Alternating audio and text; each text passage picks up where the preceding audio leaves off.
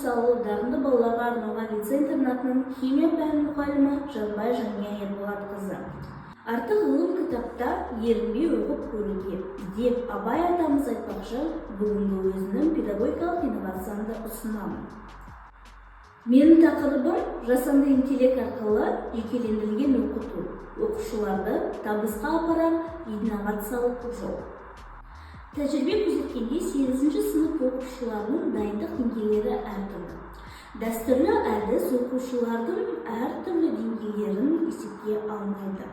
Яғни бұл дегеніміз, кейбір оқушылар жеңілдетілген қосымша тапсырмаларды қажет ететін болса, басқа оқушылар үшін қиындатылған тапсырмалар қажеттілігі зор. Бұл әртүрлі материалдарды меңгеруге қиындықтар туғызып, оқушылар үлгеруіне әсер етеді. Жасанды интеллект арқылы химия пәнін оқыту виртуалды зертханаларға және жекелендірілген оқытуға негізделген. Бұл әдістердің артықшылықтары оқушылардың қызығушылықтары артып, сонымен қатар күрделі тақырыптар меңгеру жеңілдетіп, оқушылар өз бетінше оқуға ынталанады. Мен педагогикалық инновацияда қолданатын оқыту платформасы ол бізде Wolfram GPT-Chat. Оқу дағдыларын жақсарту үшін 8-ші А сыныбының 1-ші тобында Wolfram платформасы енгізілген еді. Бұл платформаны қолданып, әр оқушы тест нәтижелерін, сынып жұмысын, үй тапсырмасын талдайды. Жүйе оқушының күшті және де әлсіз жақтарын анықтап, содан кейін жеке ұсыныстар мен қосымша тапсырмаларды сұраныс бойынша ұсынады.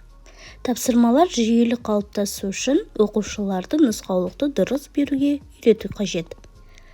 Егер оқушы химиялық есептеулерді шешуде қиналса, жасанды интеллект тақырыпты тереңдетіп оқыту үшін қосымша жаттығулар мен бейне сабақтарды таңдайды. Бұл тәсіл әр балаға ыңғайлы қарқынмен жұмыс істеуге және дереу кері байланыс алуға мүмкіндік береді. Бұл платформа арқылы оқушы өзіндік жұмысы дамып, кез келген уақытта сұрақтарға жауап алып, материалды өз ыңғайына қарай меңгеруге мүмкіндік алады. Сонымен қатар, ақпаратты талдап, қорыту арқылы сыни ойлау дағдылары дамиды. Wolfram GPT-Chat'ның қолдану ыңғайлығы, оның көпфункционалдығы мен қолжетімділігі. Сонымен қатар, оқушылар ABC деңгейлі тапсырмаларды ала отырып, оқушылардың өз жауаптарын платформамен салыстырып, есептің шығарудың жаңа жолдарымен танысады, және де егер де қателік жіберілген болса, тексеруге мүмкіндік алады. Жасанды интеллекті тек қана үй жұмысы ретінде ғана емес, сонымен қатар сабақ басында сергіту ретінде қолдануға да болады. Біз сіздермен массалық үлес тақырыбын өткен еді. Жалпы алғанда массалық үлес дегеніміз не екенін сіздер білесіздер, иә? Осыдан сабақтың мақсаты бойынша сіздермен тоқтала кеткен еді. Яғни ол ерітіндің массадан еріген заттың массасын анықтау болған еді, иә? Еріген заттан тұрады, иә? Еріген зат екенінде тұз, қант болуы мүмкін. Жалпы алғанда осы еріттерді есептеген кезде, мәселен 10 грамм тұз, 90 грамм суда ерітілді. Сіздер осыдан ерітіндінің массасын тауып аласыздар. Еріген зат пен еріткіштің бір-біріне қосу арқылы. Енді қараңыздар.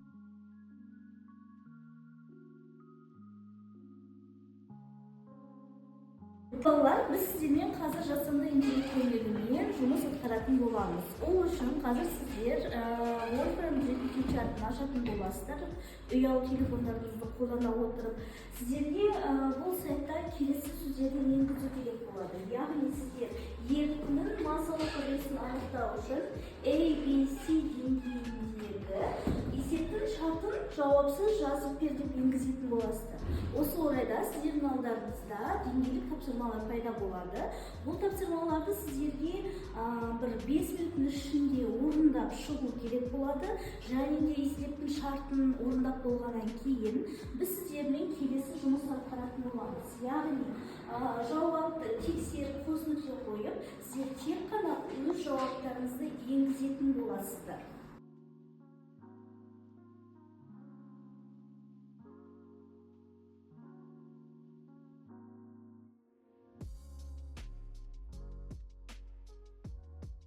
анықтау үшін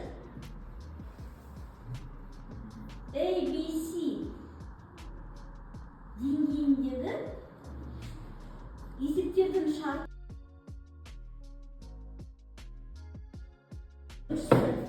10%-ға солай шығу керек негізінде, иә?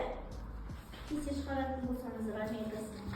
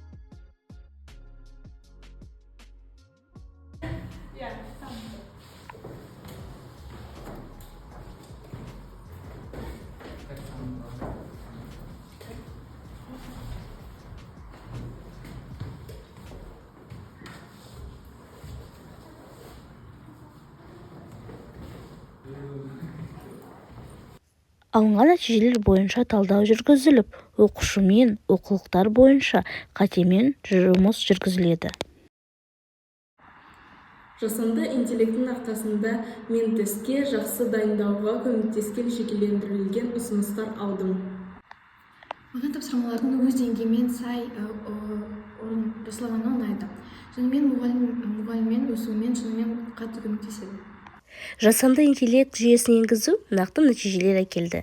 Негізгі пәндер бойынша орташа балл өсті. Оқушылардың сабаққа белсенділігі артып, өз бетінше талдау, сыни тұрғыдан ойлау деңгейі айтарлықтай артты. Жасанды интеллекті қолданатын жекелендірген тәсіл бұл оқу үлгерімін арттыру туралы ғана емес, сонымен қатар оқушылардың дербестігін дамыту мүмкіндігі. Жаңа тақырыптар меңгеріліп қана қоймай, бейімделген тапсырмалар нәтижесінде оқушының функционалдық сауаттылығы артады. 8 сынып оқушыларының жетістіктерін қарастыратын болсақ, біршама өскенін байқауға болады. Бұл сабаққа деген оқушылардың қызығушылығы артып, қиындық туғызған сұрақтарға өз жауаптарын алғанын дәлелдейді.